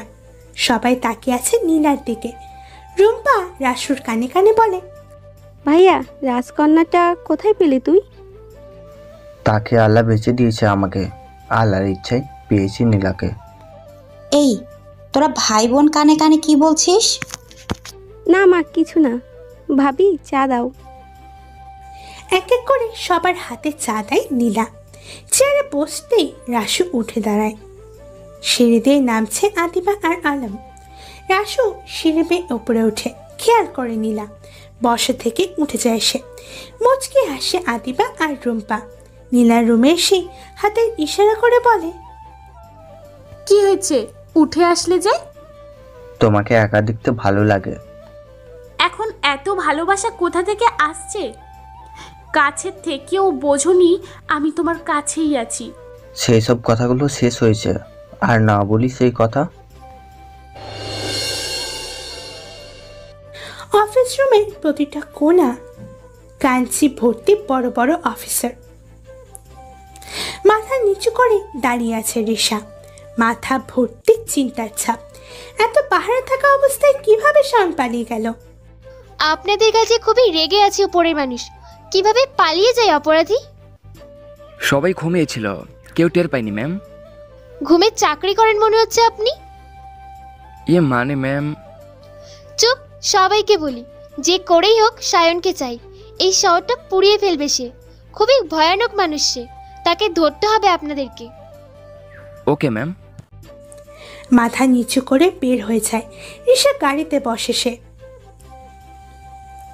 ড্রাইভার গাড়ি চালাতে থাকে, মাথায় হাত দিয়ে গাড়ির সিটে বসে রিশা। হঠাৎ তার ফোন বেজে ওঠে। রিশা নাম্বার দেখে রিসিভ করতেই উপাস থেকে বলে, হ্যাঁ, তো অবাক হওয়ার কিছু নেই, চাইলে আগেই বের হয়ে আসতে পারতাম, আসেনি কারণ জেলের আবহাওয়াটা মিস করব বলে। শাইন, ভালো করে বলি, এসব বাদ দিয়ে ভালো পথে আসো, নাহলে পচে গলে মরতে হবে তোমাকে। রাখ তোর বালের কথা। ফোন কেটে দেয় শাওন। রিশা গাড়ি থেকে নেমে বাসার ভিতরে ঢুকতেই তার মা বলে, মুখটা প্যাঁচার মতো করে রেখেছিস কেন? মা, আমার ঘরে 1 কাপ চা পাঠিয়ে দাও। উপরে চলে যায় রিশা। চা নিয়ে হাজির কাজের মেয়েটা। রিশার ছবিতে হাত বোলাচ্ছে। বাম পাশের টেবিলে চা রেখে কাজের মেয়েটা বলে, আপা, আপনার মন খারাপ মনে হচ্ছে? নিচে যা। চলে যায় কাজের মেয়েটা। রিশা চায়ের কাপ হাতে নিতেই তার ফোনে একটা SMS লেখা আসে। ওপেন করতেই দেখে ছোট্ট করে লেখা, শুনতে চাইনি, দেখতে চেয়েছি, কিন্তু দেখার আগেই শুনতে হয়েছে। যা বলবো এখানেই শেষ নয়। প্রথম পৃষ্ঠা খোলা হয়েছে। নিজের প্রিয় মানুষকে ধরার দরকার নেই, সময় মতো দুনিয়া থেকে বিদায় করে দিব, পাঠিয়ে দেব উপরালার কাছে। SMS পড়ে খাটে বসে পড়ে রিশা। ভাবতে থাকে, কে এই অচেনা মানুষ? কি তার উদ্দেশ্য? সায়নকে মারবে কেন সে? রাসু নয় তো? বিকেল 5টা। ঘাসের ওপর বসে আছে নীলা, হাতে রাখা রাসুর হাতে। নীলা চোখ টিপে হাতের ইশারায় বলে, এই জায়গাটা তোমার অনেক পছন্দের ছিল। এখানে বসো, আমি আসছি। কোথায় যাও? আমিও যাব। নীলা উঠতে চাইলে রাসু বসিয়ে বলে, যাবো আর আসবো, একটু বসো প্লিজ। রাসু রাস্তার ওপারে যায়। হাতে আইসক্রিম নিয়ে আসতে দেখে নীলা নেই। চারিদিকে চোখ বুলিয়ে দেখে নাই। ফোনের রিংটোনটা বেজেই চলেছে তার, সেদিকে তার খেয়াল নেই। হঠাৎ মনে হলো ফোন বাজছে তার। নাম্বার দেখে মুচকি হাসে রাসু। উপাস থেকে কথা বলার আগে বলে, ঢাকায় চলে আসছিস নিজের জীবনটা চিরকালের জন্য মুছে নিতে? নীলার গায়ে যদি একটা আঁচড়ও লাগে, এই রাসু তোদের একটাকেও বাঁচিয়ে রাখবে না। পুঁতে ফেলবো তোদের সব কটাকে। খুব ভালো জোকস বলতে পারিস, আর পারবেই না বা কেন? টপ মাফিয়ার লিডার তো সবই পারে। তোর নীলার লাশটাকেও নিয়ে যা শেষে। ফোন কেটে দেয় উপাস থেকে। পাগল হয়ে যায় রাসু। কল দেয় গুড গ্যাংয়ের লিডার রকিকে। বলেন ভাই। এই শহরের যে কোনো জায়গা থেকে হোক না কেন, শাওনকে খুঁজে বের কর। ভাই, শাওন তো রাজশাহীতে আছে। এই ঢাকা শহরে তার পা পড়েছে। আমি চাই তাকে। নীলাকে কিডন্যাপ করেছে। কি? নীলা আসবে কোথা থেকে? সব জানতে পারবি, আগে খুঁজে বের কর শালাকে। ওকে ভাই। রিশা চিন্তিত হয়ে বসেছিল বারান্দায়। মন ভালো নেই তার। নিজের ভালোবাসা আবারও দূরে সরে গিয়েছে। অপরাধী সে। কেন বোঝেনি আগে? আমার সাথে কেন এমন হয়? ভালোবাসা যদি ভুল বোঝাবুঝি না হতো, কত ভালোই না হতো। রিসা এসব ভাবতে ভাবতে বিজি হয়ে পড়ে। হঠাৎ ফোনটা বেজে ওঠে। রিসিভ করতেই ওপাশ থেকে উপরের কথাগুলা বলা হয়। শাইন ঢাকায় যাবে কেন? আর শিলাকেই বা কেন সাথে নিয়ে যাবে? রাসু ঢাকায় যায়নি তো? রিসা ফোন দেয় আদিবার কাছে। ফোন বন্ধ আদিবার। চিন্তা বেড়ে যায় রিসার। কিরে রিসা, কিছু ভাবছিস মনে হচ্ছে? না মা, তেমন কিছু না। ঢাকায় যাব আজ রাত 10টায়। না, তোকে যেতে দিব না। তোর বাবাকে এভাবেই হারিয়েছি, তোকে এভাবে হারাতে চাই না রে মা। রিসার মা চোখে পানি মুছে বলে, মা তুমি কোনো চিন্তা করো না, আমি ঠিকভাবেই ফিরে আসবো তোমার কাছে। প্লিজ কাঁদবে না তুমি। আয় নিচে আয়, রেডি হবি। মা চলো। ঘড়িতে রাত 11:07। গুঙ্গে কান্না করছে নীলা। সামনে বসে আছে শাওন। চেহারা বাঁধা অবস্থায় আছে নীলা। শাওনের ডান পাশে দাঁড়িয়ে আছে সানি। শাওন বলে, রাসুর বোনটার দিকে নজর রাখ, সুযোগ পেলেই তুলে নিয়ে আসবি। তাকে আমার অনেক ভালো লেগেছে। বোনটা রাসুর, অন্য কারো না। অবাক শাওন রাসুর গলার আওয়াজ পেয়ে পিছন ফিরে তাকায় শাওন। চোখের ভ্রুতে ছুরির কাটা দাগ, হাতে তলোয়ার নিয়ে দাঁড়িয়ে আছে রাসু। নীলার মুখে চিন্তা মুক্তির হাসি। শাওন বলে, এখানে ভালো লাগলো রে, সময় মতো চলে আসিস। ভালো লাগার দিকটা তখনই ভালো লাগে যখন মৃত্যুটা কাছে চলে আসে। আমার মৃত্যু হবে তোর হাতে? যে কিনা নিজের বোনকে নিজের হাতে মারতে পারে, তার আবার কিসের মৃত্যু? মানে তুই শিলাকে মেরে ফেলেছিস? এই শাওন টাকার জন্য সব করতে পারে। গাড়ি চলতে থাকে ঢাকার উদ্দেশ্যে। পিছনের রাস্তা ভর্তি গাড়ি দিয়ে। সামনে গাড়িতে আছে শাওন আর তার বোন শিলা। শাওন বলে, শিলা, তোর কাছে বাবার 90 কোটি টাকার ক্রেডিট কার্ডটা আছে? কেন? ক্রেডিট কার্ডটা আমার চাই। এটাই তোর প্ল্যান ছিল? আমি এক ঢিলে 2 পাখি মারতে ভালোবাসি। ক্রেডিট কার্ডটা দিয়ে দে। গাড়ির ডালার বাইরে ফেলে দেওয়া হয় শিলাকে। হাতে ক্রেডিট কার্ড দিয়ে উচ্চ হাসিতে লুটিয়ে পড়ে শাওন। টাকাই আমার সব, হিসাব সব টাকায়। তুই এতটা খারাপ কিভাবে হতে পারলি? টাকার জন্য নিজের বোনকে মেরে ফেললি? বাকি তুই, তোকে মেরে হয়ে যাব এই ঢাকা শহরের কিং। শাওন পিস্তল তাক করে রাসুর দিকে। হাসতে থাকে শাওন। প্রেমিকার আগে প্রেমিকের মৃত্যু, ব্যাপারটা। দুইটা গুলি এসে লাগে শাওনের কপাল বরাবর। লুটিয়ে পড়ে সে। পাশে ছেলে পেলে দৌড় দিয়ে পালায়।